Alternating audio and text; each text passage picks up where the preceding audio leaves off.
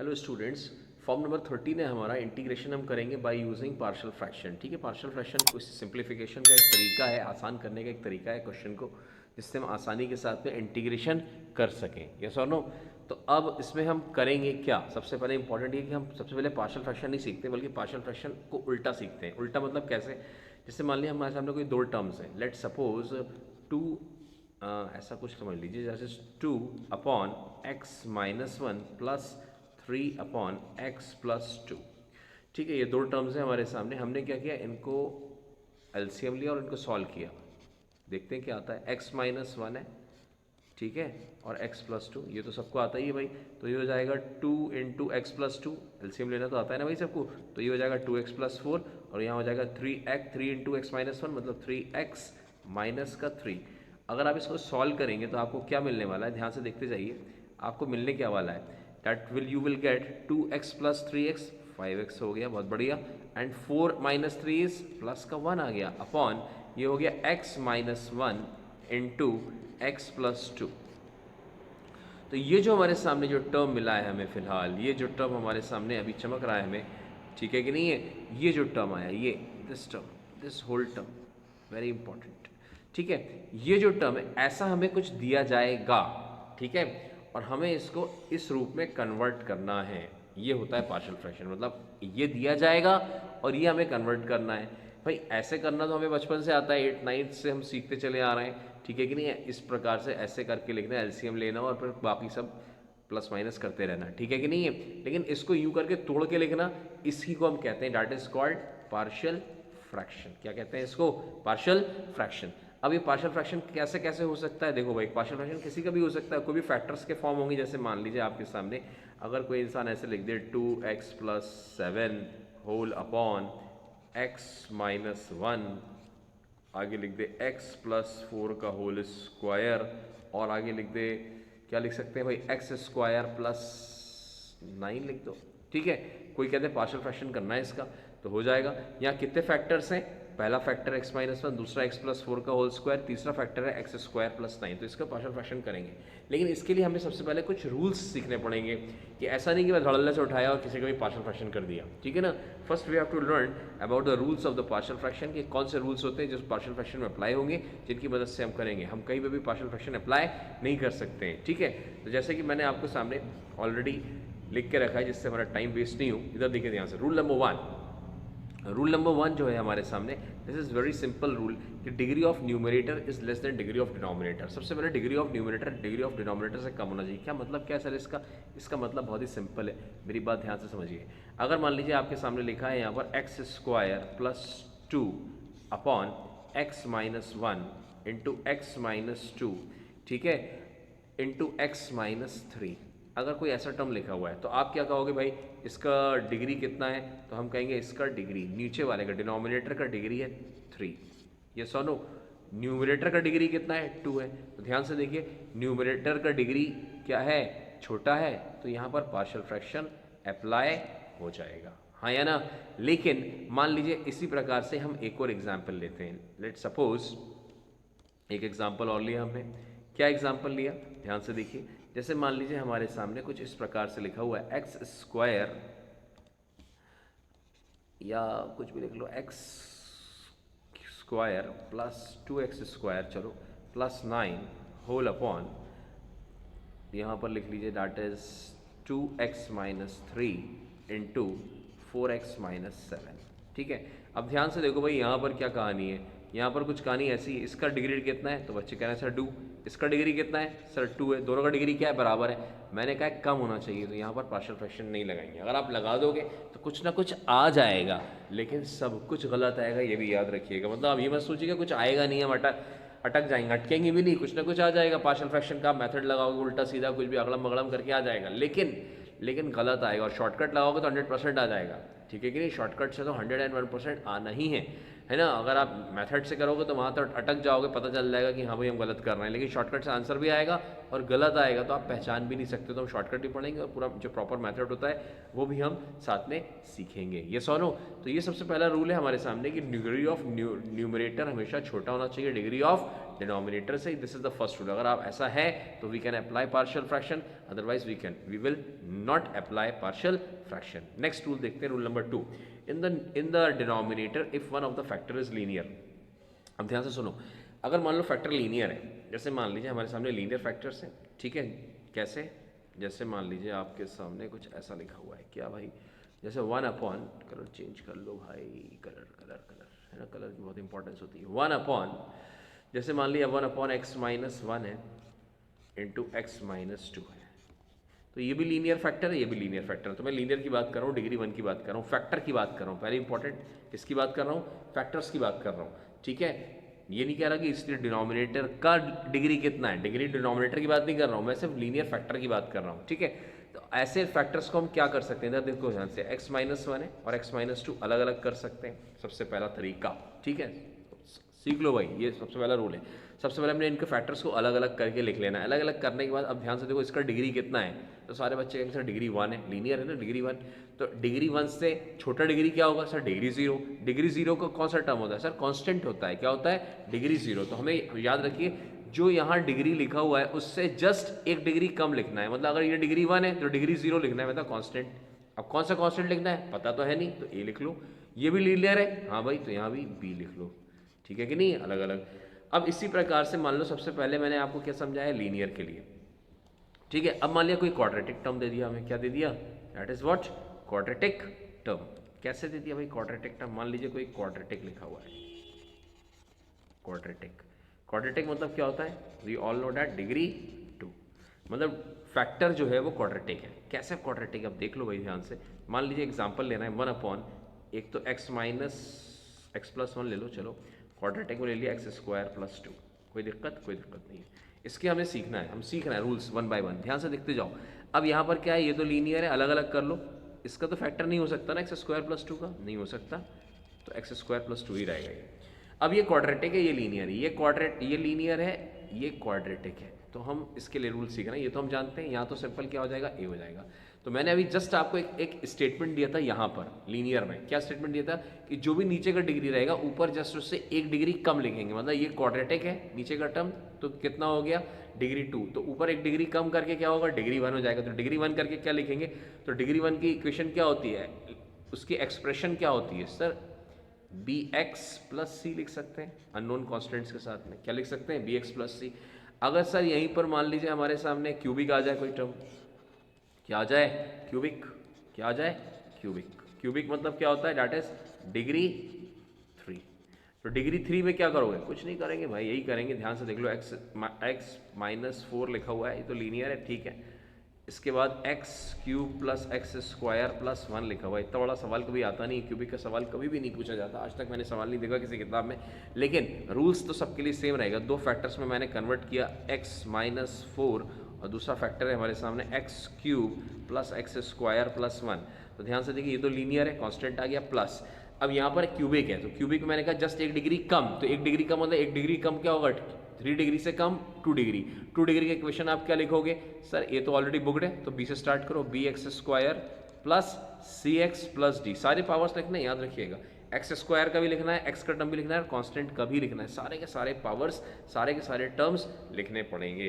तो ये हमारे सामने रूल नंबर 2 हो गया कुछ इस प्रकार से कि हम लीनियर फैक्टर होगा तो हम उसको कैसे तोड़ के लिख सकते हैं, क्वाड्रेटिक होगा तो फैक्टर होगा तो उसको कैसे तोड़ के लिख सकते हैं, क्यूबिक होगा या उससे बड़ा 100 भी होगा तो हम उसको कैसे तोड़ के लिख सकते हैं, कभी आएगा नहीं, हमेशा क्वाड्रेटिक और लीनियर से ही रिलेटेड क्वेश्चंस आते हैं। नेक्स्ट देखिए, फिलहाल हम रूल सीख रहे हैं। रूल नंबर 3 है डिनोमिनेटर इन डिनोमिनेटर, फैक्टर की पावर यदि 2 से बड़ी है, मतलब सर फैक्टर की पावर 2 से बड़ी कर दी का मतलब ये होता है कि लेट सपोज कि यहाँ पर मान लीजिए हमारे सामने कुछ ऐसा एग्जाम्पल दिया, x minus 1 into x plus 2 का होल स्क्वायर। एग्जाम्पल समझो भाई, एग्जाम्पल बहुत इंपॉर्टेंट होता है, ठीक है। अब करेंगे क्या, देखो ये इसके साथ कोई लफड़ा नहीं है, ये पावर 1 है, पावर 1 अपन सीख के आ रहे हैं, तो ये तो बिल्कुल वैसा का वैसा ही चलेगा, चमकेगा, ठीक है। ये पावर 2 के साथ ये सीखने जा रहे हैं अपन, है, चलो कलर चेंज करते हैं, ये सीखने जा रहे हैं ऑरेंज कलर वाला, रूल नंबर 3 में, ठीक है। इसमें क्या सीखने जा रहे हैं, ध्यान से देखो, x की पावर x प्लस 2 की पावर 2 है, तो ध्यान से देखो आप क्या लिखो, सबसे पहले आप 1 से स्टार्ट करो, x प्लस 2 को 1 से स्टार्ट करो, x प्लस 2 है, हाँ सर, पावर 1 लिखने की ज़रूरत नहीं है। दूसरा x प्लस 2 की पावर 2, कोई दिक्कत नहीं है। और हमें लेकर कहाँ तक जाना है, मैक्सिमम जितना पावर तक दिया है, तो 1 भी लिखा 2 भी लिखा।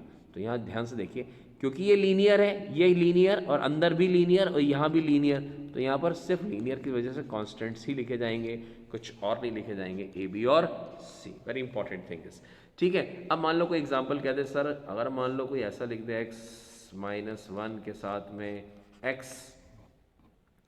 -3 का पावर 3 कर दे, तो कौन सी बड़ी बात है भाई, कोई बड़ी बात नहीं है हमारे लिए। अब देखो ध्यान से, मैं समझा देता हूँ आपको, दिस इज़ वेरी सिंपल। ये सोनो इधर देखिए ध्यान से मेरे साथ में, मैंने क्या करा, सबसे पहला फैक्टर क्या लिखा, x-1। दूसरा फैक्टर कौन सा लिखा सर, दूसरा फैक्टर आपने लिखा, मैंने क्या कहा, x-3 की पावर 3 है, हाँ सर। तो शुरुआत x-3 की पावर 1 से करो, x-3 की पावर 2 पे भी जाओ, 2 पे भी जाओ, और x-3 की पावर 3 पे जाके रुक जाओ, क्योंकि 1 से लेकर 3 तक जाना है, ठीक है कि नहीं है।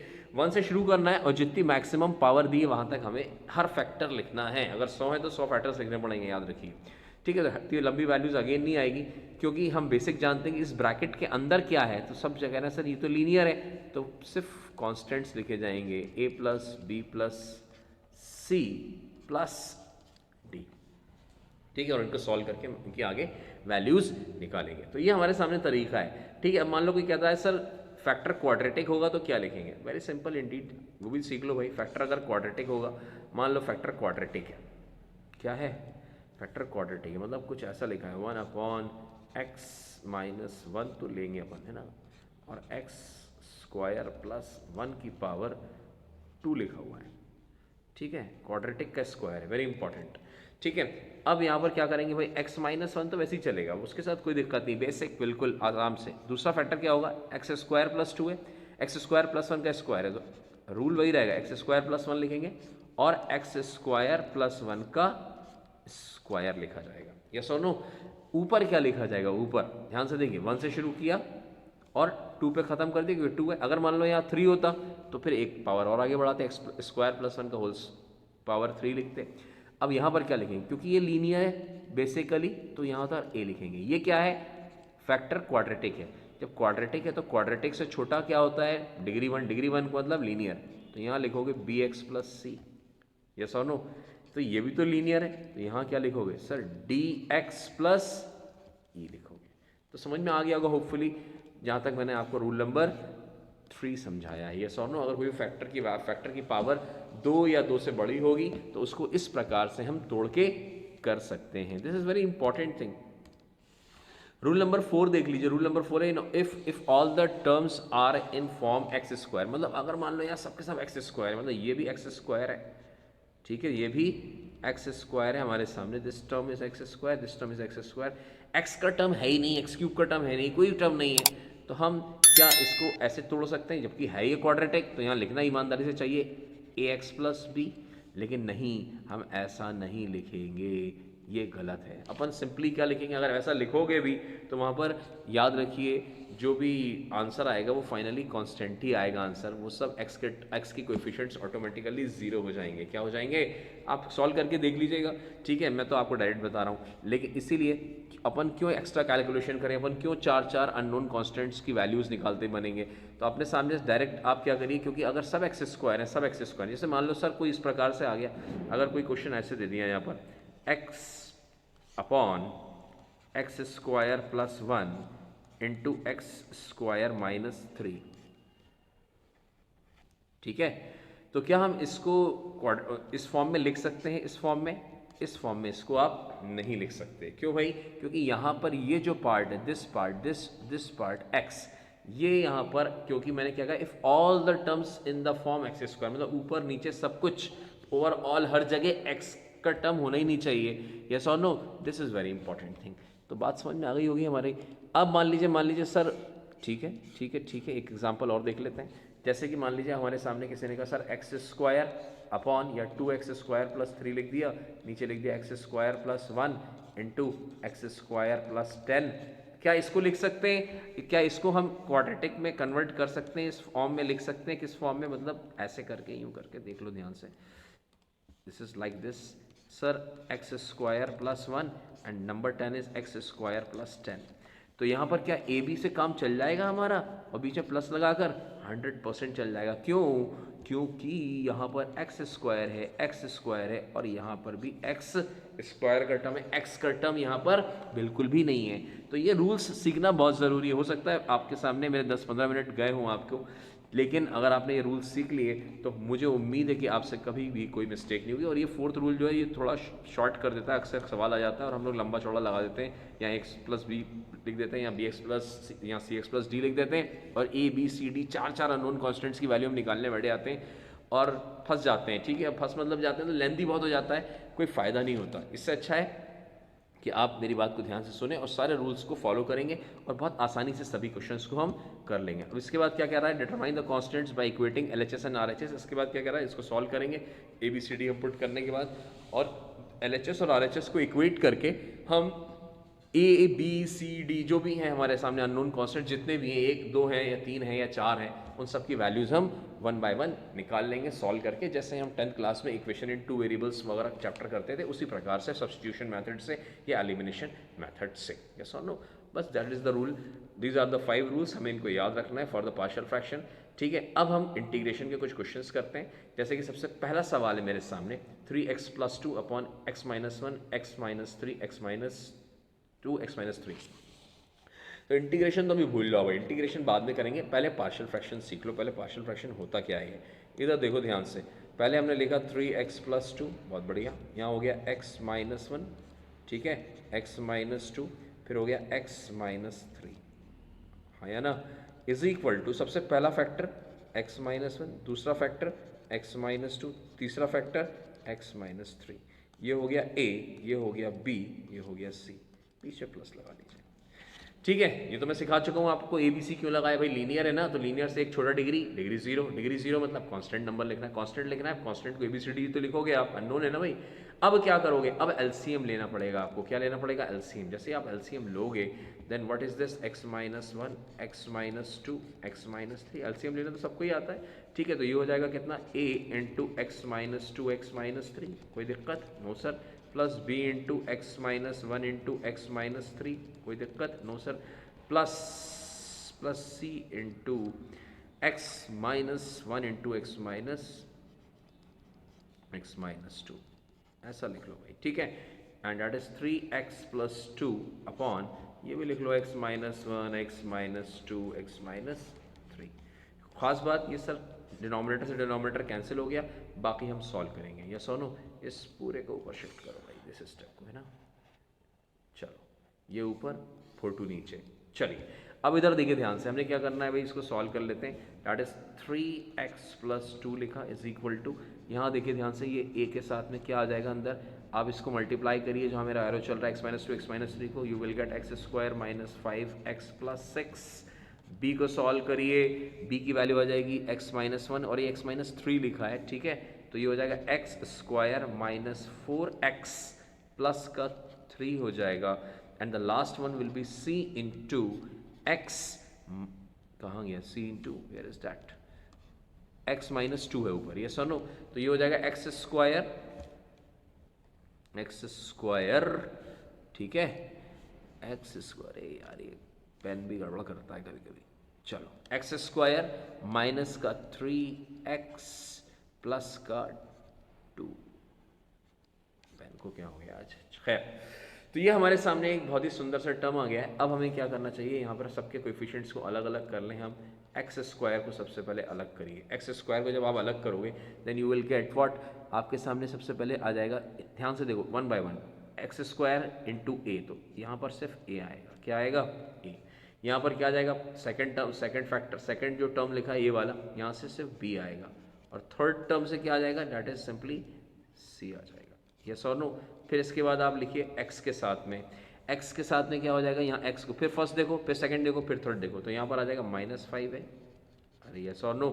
फिर इसके बाद कितना हो जाएगा, 4 ऊपर, ठीक है, 4 ऊपर नहीं, अभी नीचे ही रहने दो यार, माइनस का, सॉरी यहाँ पर माइनस का 4b आ जाएगा, माइनस का 4b आ जाएगा, ठीक है, और यहाँ पर आ जाएगा माइनस का 3c, 3c, ठीक है। और आगे बढ़िए आप, लास्ट कांस्टेंट का जो टर्म है वो क्या बचेगा सर, यहाँ पर आ जाएगा डैट इज 6a, सेकंड क्या बचेगा कांस्टेंट प्लस 3b, एंड जो थर्ड कांस्टेंट से हम लेंगे तो प्लस 2c ले लेंगे, यस और नो।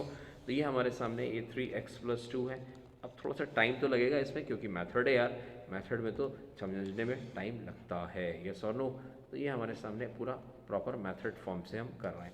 अब हम क्या करेंगे भाई, इक्वेट करते हैं इसे, क्या करते हैं बोथ साइड, लिखो भाई इक्वेटिंग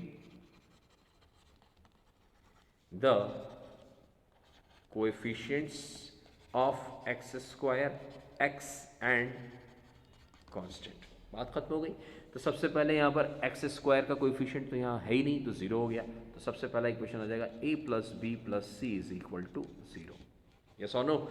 दूसरी इक्वेशन क्या है हमारे सामने, दूसरी इक्वेशन है -5 है, -4b, ठीक है, और लास्ट में क्या है प्लस का 3 -3c = 0, and the last one is 6a + 3, 0 नहीं है यहाँ पर, दिस इज नॉट 0, x का coefficient is not 0 here, x का कोएफिशिएंट तो 3 है ना, कितना लिया है हमने 3 और अब हमें क्या लेना है यहाँ पर, दैट इज 3b प्लस का 2c = व्हाट, कोई कांस्टेंट कितना है भाई, यहाँ पर कांस्टेंट ये है, एरो पे ध्यान रखिए, और यहाँ पर कांस्टेंट कितना है लेफ्ट साइड पर, दैट इज 2। इनको सॉल्व कर लो, ठीक है कि नहीं है, थोड़ा सा लेंदी है but we can solve these 3 equations. A B C की वैल्यूज हम निकालेंगे, जैसे कि हम जानते हैं कि यहाँ पर फर्स्ट सेकंड थर्ड इक्वेशन है, इन तीनों इक्वेशंस में हम क्या कर सकते हैं 1 by 1। ऊपर वाली इक्वेशन को हम लिख सकते हैं that is c = -a - b, yes और नो। तो ये ध्यान रखिएगा, ये इक्वेशन है। अब इस c को मैं इस इक्वेशन में पुट करने जा रहा हूँ, किस में, क्वेश्चन नंबर 2 में। तो यहाँ पर क्या हो जाएगा, -5a - 4b -3 × c, तो 3, अब यहाँ पर c की जगह माइनस से माइनस भी रखेंगे, तो यहाँ पर -3 है ना, तो दोनों माइनस माइनस प्लस हो जाएगा, तो ये हो जाएगा, चलो ये मैं लिख ही देता हूँ यार, चलो -a - b = 3। अब a को a से जोड़ दो तो यहाँ हो गया, ये कितना हो गया, एरो पे ध्यान रखिए, +3 है और ये है -5b, तो ये हो गया -2a, और b पे को देखिए ध्यान से, ये है +3b और ये है -4b, तो ये हो गया -b = 3। तो ये क्वेश्चन नंबर, आप इसको 1 नाम दे दीजिए, कोई दिक्कत नहीं है। इसके बाद आप थोड़ा सा ऊपर चलें अपन, है ना। अब क्या किया जाए भाई, ध्यान से देखो, ध्यान से, यहाँ पर c = -b, अब जो थर्ड इक्वेशन है इसमें c की जगह रखिए आप क्या, तो ये हो गया 6a + 3b है ये, sorry this is called b miss हो गया है, +2 × -a - b रख दिया = 2 है। ऐड करिए भाई, यहाँ पर कितना आ गया, 6 से -2b 4 है, 3b - 2b, तो ये हो गया प्लस का b = 2। तो यहाँ पर क्या हो गया, दिस इज इक्वेशन नंबर 2। क्या करा जाए भाई, एडिंग 1 और 2 कर दीजिए, ऐड कर दीजिए। क्यों ऐड कर रहे हैं भाई, सिंपल सी बात है, साफ साफ दिख रहा है हमें, क्योंकि माइनस भी है यहाँ प्लस भी है, तो ऐड करने से b से b कैंसिल हो जाएगा, तो 4 -2 है +4 है, कितना हो गया, दैट विल बी 2a, और यहाँ पर कितना हो जाएगा, दैट इज b से b तो कैंसिल हो गया, एंड दैट इज 5, 3 + 2 = 5, तो a की वैल्यू आ गई हमारे सामने 5/2। थोड़ा लेंदी हो जाएगा, पहला सवाल है, ठीक है, लेकिन हमारे पास और भी इसके बाद आसान तरीके से हम कर सकते हैं। बोर्ड में तो ऐसे ही करना पड़ेगा, इसलिए मैं एक सवाल तो करवाऊंगा एटलीस्ट आपको, चाहे लेंदी ही हो जाए, ठीक है। बोर्ड वाले बच्चे को ऐसा ही सीखना चाहिए। फिर इसके बाद हम b की वैल्यू निकालने जा रहे हैं, काय की वैल्यू निकालने जा रहे हैं, b की वैल्यू। तो a की वैल्यू तो हमने निकाल ली भाई, कितनी 5/2। अब b की वैल्यू पुट करिए, तो यहाँ पर हमारे सामने, बहुत देर से कलर चेंज नहीं किया, कर लो भाई। तो यहाँ पर b की जगह, अब हम कुछ इक्वेशन नंबर 2 की बात कर रहे हैं ना, इक्वेशन नंबर 2 में हमने 4a मतलब 5/2 एंड b की जगह तो b रखा, क्योंकि b की वैल्यू निकालने जा रहे हैं, and that is equal to 2, तो ये 2 से 2 कैंसिल हो गया, ये 2 बचा 10, तो b की वैल्यू हो जाएगी -8। अब पहली इक्वेशन क्या है, जो हम सबसे बेसिक इक्वेशन है, a की वैल्यू हो गई, b की वैल्यू हो गई। स्टार्टिंग में अपन ने क्या सीखा था, c क्या था, माइनस से माइनस b, जो दोनों इक्वेशन मैंने पुट किया था, तो माइनस से माइनस b पुट करोगे तो a की वैल्यू -5/2, सही है, b की वैल्यू माइनस है, और -8 पुट करोगे तो माइनस माइनस +8, तो ये हो जाएगा 16, 16 - 5 = 11/2। तो ए बी सी की वैल्यूज़ हमारे सामने इस प्रकार से आई हैं। Now what we have to do here is, अब हमें इंटीग्रेशन करना है, ठीक है। इंटीग्रेशन में क्या करना है हमें, ये जो टर्म है ये वाला, ठीक है, ये जो टर्म है, अब जो नया इंटीग्रेशन बनेगा यही है ना, इसी का तो इंटीग्रेशन करना है हमको, इसका, तो अब इसका इंटीग्रेशन हो जाएगा। तो अब ध्यान से देखो, इस a की जगह तुम क्या लिखोगे सर, 5/2 लिखूंगा। इस a की जगह जो b की वैल्यू निकाली, डेट इज हमने क्या निकाली है, b की वैल्यू, b की वैल्यू हमने क्या निकाली है भाई, -8, ठीक है, और c की वैल्यू 11/2। तो ध्यान से देखो मेरे साथ में, मैं आपके सामने यहीं पर कर देता हूँ, डेट इज़ व्हाट, अगर मान लीजिए आप यहाँ पर a की वैल्यू 5/2 निकाली, मैंने क्या निकाली है, डेट इज़ 5/2, कलर चेंज करके 5/2, कलर चेंज करके that is I think -8, and यहाँ पर c की वैल्यू 11/2। अब इधर देखो इंटीग्रेशन में क्या आएगा, दिस इज सो सिंपल, ठीक है कि नहीं है। इंटीग्रेशन में क्या आएगा, इसका इंटीग्रेशन क्या होगा भाई, इसका इंटीग्रेशन हो जाएगा सर 5/2 log ऑफ x -1, ठीक है, -8 log ऑफ x -2, सेकेंड वाले टर्म का, थर्ड वाले टर्म का +11/2 log ऑफ x -3 प्लस का c, that is what the answer is. खत्म हो गया क्वेश्चन, ठीक है कि नहीं है, that is what the answer is.